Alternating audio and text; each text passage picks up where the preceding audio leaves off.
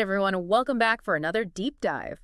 Today, we're tackling a thinker whose ideas, well, let's just say they've been making a resurgence. Yeah, we're talking about René Guénon. He was writing back in the early 20th century, like the 20s and 30s. But his work, it's like he saw the chaos of the 21st century coming. This guy, Guénon, he predicted a modern crisis, and he was really into spirituality, especially the kind of wisdom you find in ancient traditions. And he thought those traditions might just hold some answers for us today, as we're navigating this mess we call the modern world. Okay, so let's unpack this. When Guénon talked about a modern crisis, what did he actually mean?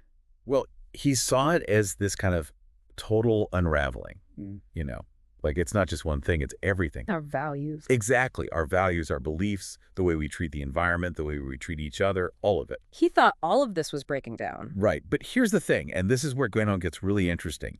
He didn't just see this crisis as a bad thing. He saw it as a transition, a period of massive upheaval that forces us to question, well, everything. The crisis equals opportunity. Yeah, exactly.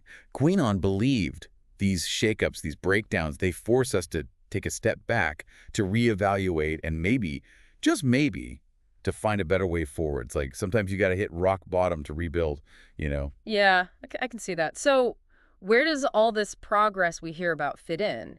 Technology, economic growth, all that.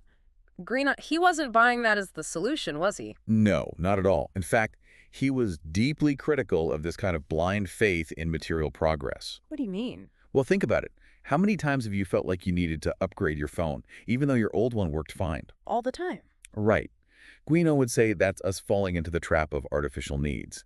Like we're constantly chasing things we don't actually need, and it distracts us from what really matters. Yeah, it's like we're on this treadmill, always wanting more, but never really getting anywhere. Exactly. Guénon wanted us to stop and ask, what does real progress even look like? Is it about having the newest gadgets? Or is it about something deeper, something more meaningful? Okay, so this is where Guénon brings in a pretty heavy concept, the Kali Yuga. It's this idea from Hindu cosmology about a dark age, a time when things fall apart. How did Guénon see this playing out in our modern world?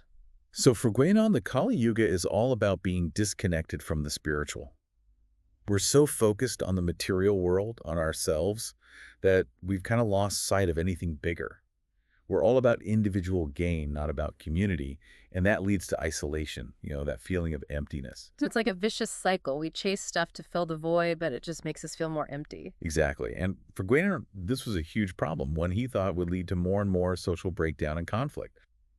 But here's the thing. He wasn't all doom and gloom. Oh. He actually offered a way out, a solution to all this. Tradition. That sounds... I don't know, a little old-fashioned maybe? Yeah. I get it. But he wasn't talking about, going back to living in caves. Guénon saw tradition as a way to connect with timeless wisdom, like principles and truths that have guided people for, centuries. So using the wisdom of the past to solve problems in the present. Yeah. It's recognizing that maybe the answers are already out there.